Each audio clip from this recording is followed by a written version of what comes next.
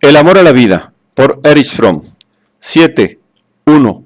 Abundancia y saciedad en la sociedad actual. 5. El fracaso de la religión.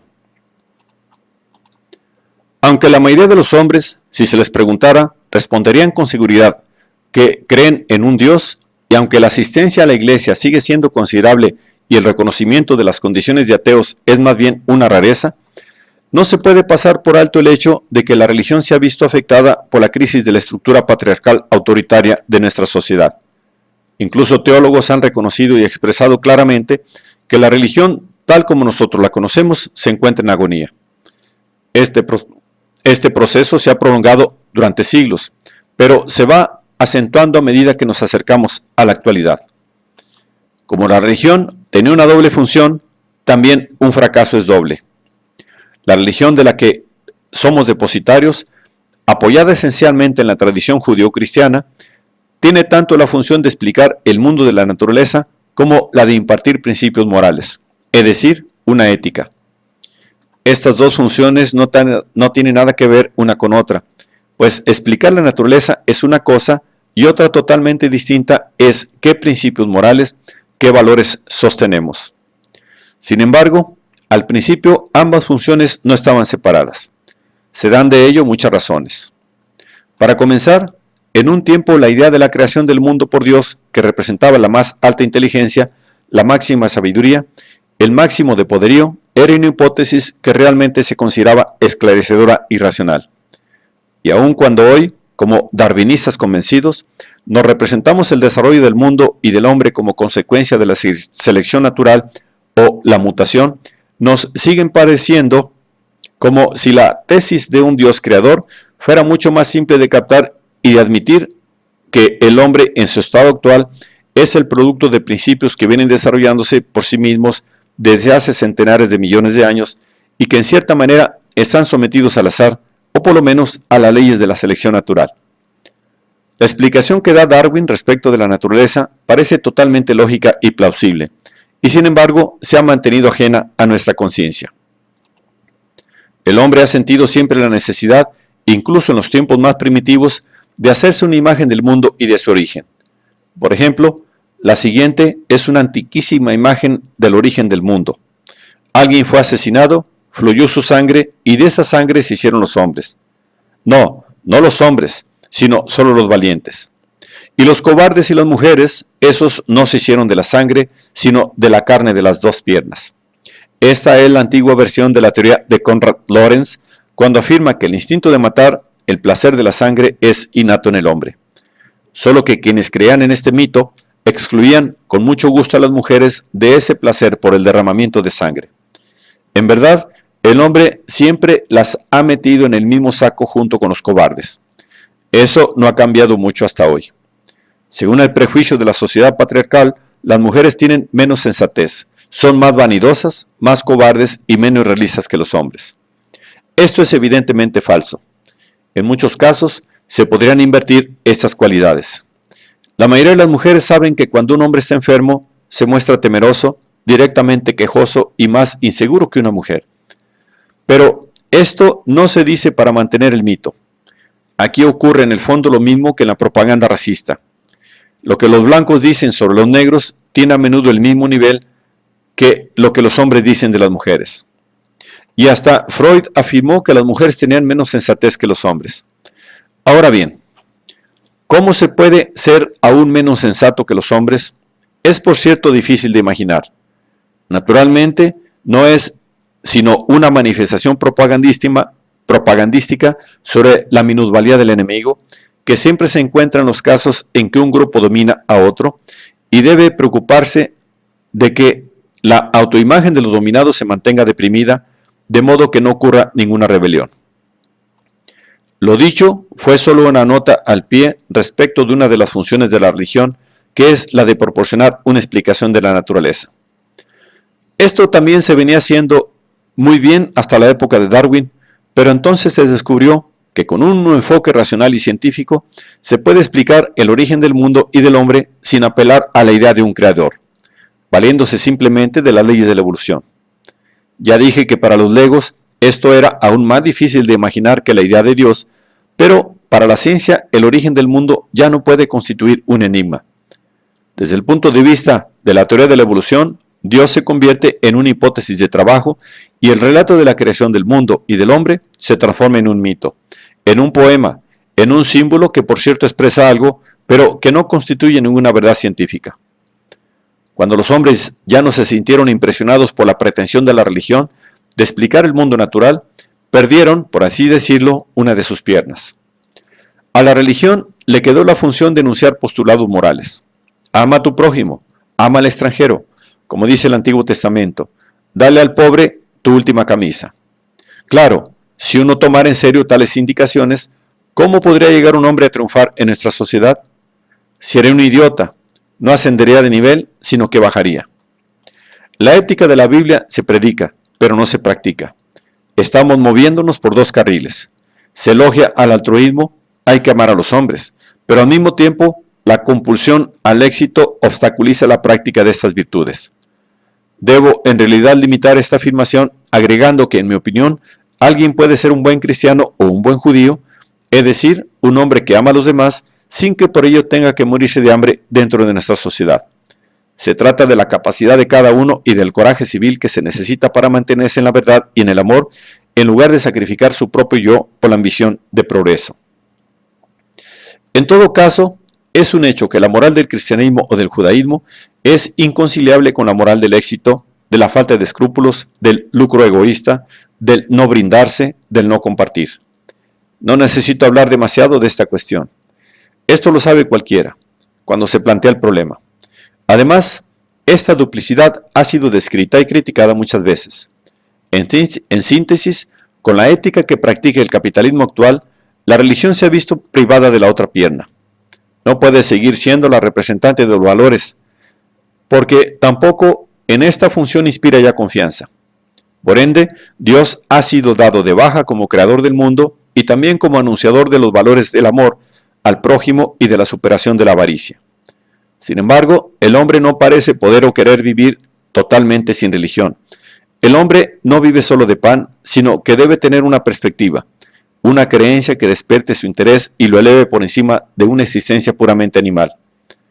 Una recaída en el viejo paganismo con su adoración a los ídolos no podría resultar actualmente atractiva.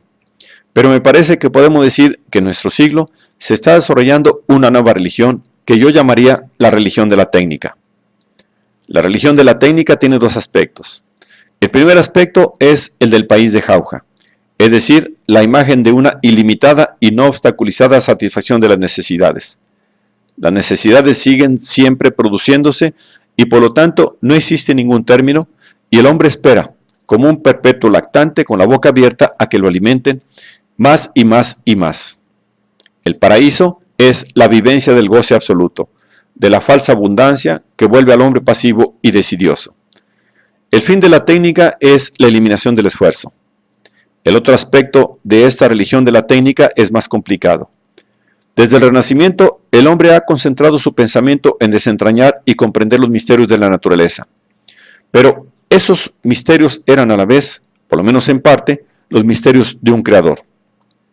El hombre ha dedicado por 400 años su energía a conocer los misterios de la naturaleza para poder dominarla. La intención más profunda era la de no limitarse a contemplar la naturaleza, el mundo, sino a poder construirlo por sí mismo.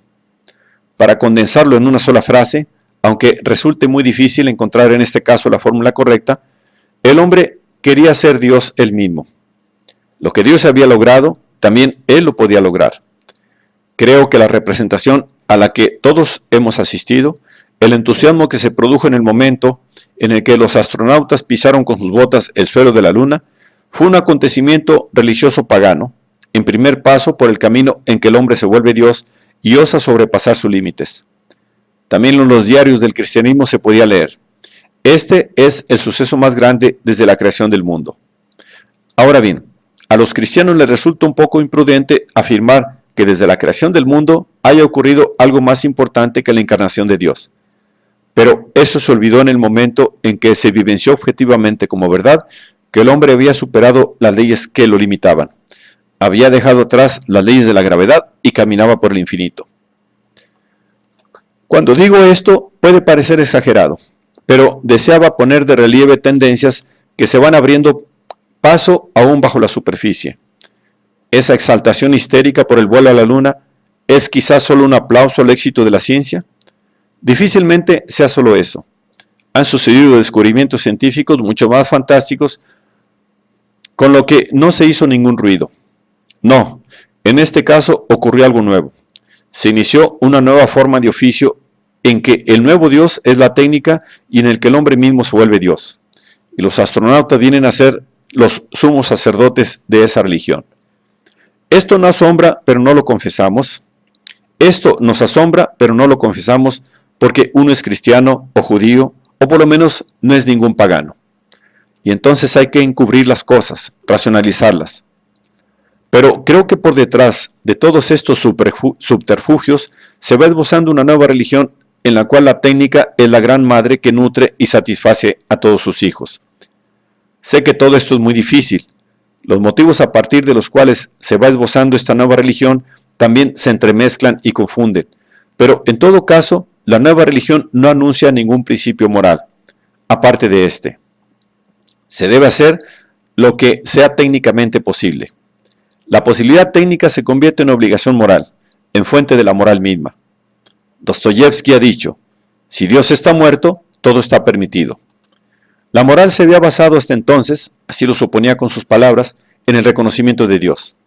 Si el hombre ya no cree en Dios, y si Dios ya no es una realidad que imprima su sello en su pensamiento y en su conducta, hay en verdad que preguntarse si el hombre se ha vuelto total y directamente amoral y si ya no se orienta por ningún principio moral. En realidad, hay que tomar muy en serio esta pregunta. Y si uno es pesimista, puede querer significar con ello que eso es lo que ha ocurrido y que nuestra moral se va hundiendo cada vez más. Existen significativas diferencias entre nuestra época y las anteriores. Por ejemplo, en 1914 aún se respetaban dos reglas internacionales válidas. En la guerra no se mataban civiles y no se torturaban personas. Hoy se da como cosa natural que en todas las guerras se maten civiles porque ya no se reconoce ninguna limitación al uso de la fuerza. Tampoco la técnica podría admitir tales distinciones. Mata en forma anónima, oprimiendo botones. Como ya no se ve al enemigo, no surgen sentimientos de piedad, de compasión. En segundo lugar, se tortura. Por supuesto, todos lo niegan, pero todos lo saben. La tortura es un instrumento ampliamente difundido para arrancar informaciones. Nos quedaríamos pasmados si supiéramos en cuántos países se emplea la tortura. Quizás no haya que afirmar que la crueldad va en aumento, pero no se podría negar que el sentimiento de humanidad va decreciendo y con ello se van borrando los escrúpulos morales. Esto ha traído consigo un gran cambio en todo el mundo. Por otro lado, vemos que han adquirido validez otros principios, sobre todo en la nueva generación. Por ejemplo, en la lucha por la paz, por la vida, contra la destrucción y contra la guerra. Estas no son solo frases, sino la percepción que de otros valores y fines mejores tienen muchos jóvenes, pero no exclusivamente los jóvenes.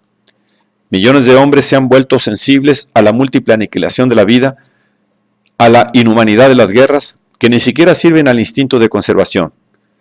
Ya apunta, quizás un poco confusa aquí y allá, una nueva moral del amor, por oposición a la del consumo, pero también de modo significativo como protesta contra formas y fórmulas vacías. También en los casos de autoinmolación en el terreno político encontramos ejemplos de una nueva moral, en las numerosas luchas de liberación y esfuerzos a favor de la autodeterminación. Hay entonces desarrollos en curso que son alentadores y por eso creo que Dostoyevsky no tenía razón al vincular los principios morales con la creencia en Dios. El budismo constituye un excelente ejemplo de que en muchas culturas existen principios morales sin una base patriarcal autoritaria. Crecen, si se quiere, sobre un terreno simplemente humano. Esto significa que el hombre no puede vivir en absoluto, se encuentra confundido y se siente desdichado si no conoce un principio que para él y para su medio pueda valer como principio rector de la vida. Ese principio no le debe ser impuesto desde afuera, sino que debe resultarle evidente en su intimidad.